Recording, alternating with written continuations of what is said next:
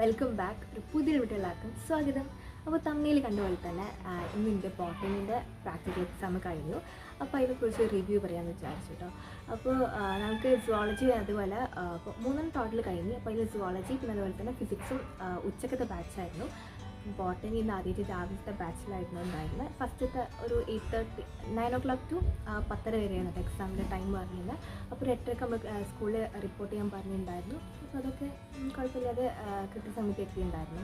പിന്നെ നമുക്ക് ഈ പ്രാക്ടിക്കൽസ് ചെയ്യാൻ ആവശ്യമുള്ള പ്ലാൻസ് ഒക്കെ പറഞ്ഞിട്ടുണ്ടായിരുന്നു. അങ്ങനെ പ്രത്യേകിച്ചൊന്നും വീട്ടിൽ നിന്ന് കിട്ടിയിട്ടില്ലായിരുന്നു. അപ്പോൾ പോണ വഴിയും അങ്ങനെയൊക്കെ തപ്പി പിടിച്ച് പിന്നെ സ്കൂളിൽ നിന്നായിരുന്നു ഞങ്ങൾ പൊട്ടിച്ചിട്ടുണ്ടായിരുന്നു. കുറേ പേര് പ്ലാൻസ് കൂടുന്നുണ്ടായിരുന്നു.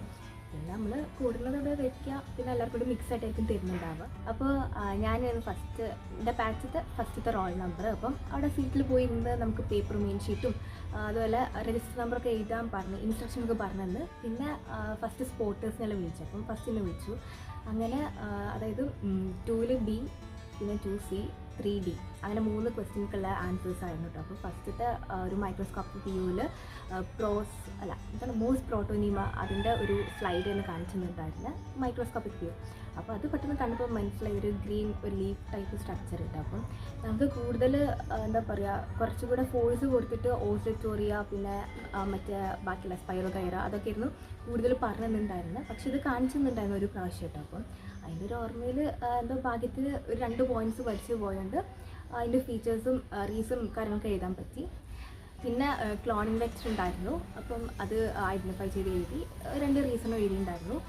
പിന്നെ മൈറ്റോട്ടിക് സ്റ്റേജിൽ നമുക്ക് മെറ്റാഫേസ് ആയിരുന്നു കേട്ടോ. അപ്പം അതും കുഴപ്പമില്ലാതെ ഐഡൻറ്റിഫൈ ചെയ്ത് ഒക്കെ എഴുതിയിട്ട് കാണിച്ചു കൊടുത്തിട്ടുണ്ടായിരുന്നു.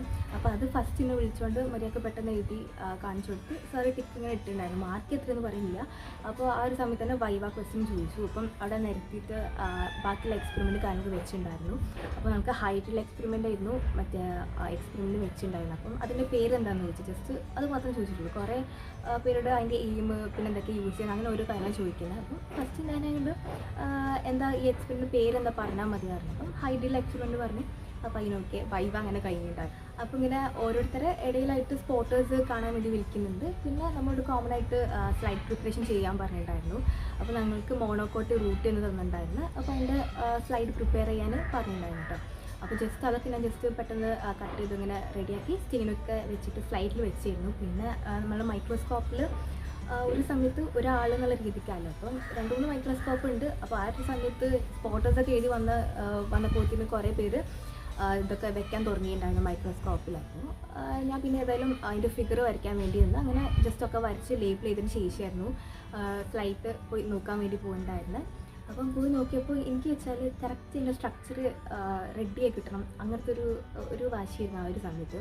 അപ്പം ഒരു 3 അതിൻ്റെ ഒരു പീസ് വെച്ചിട്ടായിരുന്നു പോയി നോക്കിയിട്ടുണ്ടായിരുന്നത്. അപ്പോൾ 3ലും ചെറിയൊരു എററൊക്കെ കാണുന്നുണ്ടായിരുന്നു. അപ്പോൾ പിന്നെ ഏതായാലും അത് കളഞ്ഞ് പിന്നെ വീണ്ടും ഒരു പ്രാവശ്യം ചെയ്ത് അങ്ങനെ ഒരു 2-3-4 പ്രാവശ്യം ഞാനത് ആ റൂട്ടിൻ്റെ ക്രോസ് സെക്ഷൻ എടുത്ത് ഇങ്ങനെ ചെയ്യുന്നുണ്ടായിരുന്നു. അങ്ങനെ അങ്ങനെ ചെയ്ത് ലാസ്റ്റ് ഞാനിരുന്നു അവിടെ സബ്മിറ്റ് ചെയ്യണ്ടായിരുന്നു. പക്ഷെ കുഴപ്പമില്ല, സാറ് നോക്കി മാർക്കൊക്കെ ഇട്ടിട്ടുണ്ട്. പിന്നെ ലാസ്റ്റിൽ അങ്ങനെ റെഡിയായി കിട്ടി. അപ്പോൾ പിന്നെ അവിടെ വെച്ച് അടുത്ത ആക്ടിവിറ്റി എഴുതായിരുന്നുണ്ടായിരുന്നു. അപ്പോൾ അതൊക്കെ വെച്ച് വന്നപ്പോഴത്തേനും എല്ലാവരുടെയും ഏകദേശം ബാക്കിയുള്ള ആൻസേഴ്സൊക്കെ എഴുതി കഴിയാനായിട്ടുണ്ട്. ഞാൻ വെറും ഒരു ക്വസ്റ്റ്യൻ വരച്ച് അങ്ങനെ ഇരിക്കുകയാണ്. കാരണം ഈ സ്ലൈഡ് പ്രിപ്പറേഷൻ വേണ്ടി കുറേ സമയം സ്പെൻഡ് ചെയ്തു.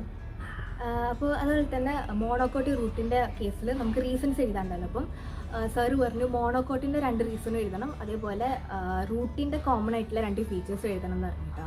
അപ്പോൾ കുറേ പേർക്കൊക്കെ ചെറിയൊരു കൺഫ്യൂഷൻ പോലെ ഉണ്ടായിരുന്നു. അപ്പം ഞാൻ തലേ ദിവസം എന്തോ ഒരു ഭാഗ്യത്തിൽ PDF ഉണ്ട് നമുക്ക് പഠിക്കാനുള്ളതിൽ.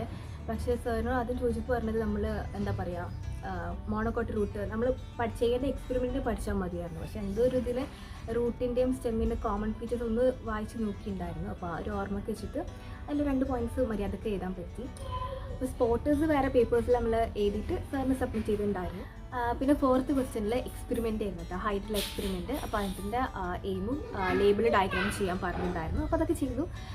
പിന്നെ 5th ക്വസ്റ്റ്യനിൽ നമ്മുടെ സൊളനേസിയ ഫാമിലിത്തെ ഫ്ലവറിൻ്റെ കാലിക്സിൻ്റെ ഒരു 3 ടെക്നിക്കൽ ടേംസ്. അപ്പോൾ അതും പഠിച്ചുകൊണ്ട് നല്ല രീതിക്ക് എഴുതിയിട്ടുണ്ട്.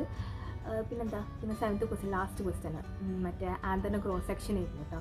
അപ്പോൾ നമ്മൾ സാറ് പറഞ്ഞിട്ടുണ്ടായിരുന്നു, എക്സാമിനർ പറഞ്ഞിട്ടുണ്ടായിരുന്നു ജസ്റ്റ് നമ്മളൊക്കെ അതിൻ്റെ ലേബിൾ ഡയഗ്രാം വരച്ചിട്ട് ഒരു 3-4 പാർട്സ് ഞാൻ ഒരു 3-4 പാർട്സ് ലേബിൾ ചെയ്തിട്ടുണ്ട്. അങ്ങനെ അതൊക്കെ ചെയ്ത് കഴിഞ്ഞാൽ ഏറ്റവും ലാസ്റ്റ് എല്ലാവരും ആൻസേഴ്സൊക്കെ എഴുതി കഴിഞ്ഞ് നമ്മൾ സ്പോട്ടേഴ്സ് എഴുതിയ പേപ്പർ കൂടെ തന്നിട്ട് നമ്മൾ ട്രെൻഡൊക്കെ ചെയ്യും. അതിൻ്റെ ശേഷമായിരിക്കും മറ്റേ ആൻസറിൻ്റെ മറ്റേ ക്രോസ് സെക്ഷൻ ചെയ്യാൻ തരാം. അങ്ങനെ ജസ്റ്റൊക്കെ കഴിഞ്ഞതിന് ശേഷം പേപ്പറൊക്കെ കൈ ചെയ്ത് കഴിഞ്ഞൊക്കെ സാർ ഒന്നുകൂടെ എല്ലാവരും വെരിഫൈ ചെയ്ത് എല്ലാ ക്വസ്റ്റ്യൻസ് എഴുതിയില്ല, ആൻസറൊക്കെ എഴുതിയില്ല എന്ന് ചോദിച്ച് അത് കഴിഞ്ഞതിന് ശേഷമായിരുന്നു അത് ചെയ്യാൻ പറഞ്ഞിട്ടുണ്ടായിരുന്നു. ജസ്റ്റ് ആൻസറിൻ്റെ എടുത്തിട്ട് ലേബിൾ സെക്ഷൻ എടുത്തിട്ട് നമ്മൾ സ്ലൈറ്റിൽ വെച്ചിട്ട് ജസ്റ്റ് അവിടെ സബ്മിറ്റ് ചെയ്താൽ മതി, മൈക്രോസ്കോപ്പിൽ പോയി നോക്കേണ്ട ആവശ്യമില്ല എന്നൊക്കെ പറഞ്ഞിട്ടുണ്ട്. അതുകൊണ്ട് വലിയ കുഴപ്പമില്ല.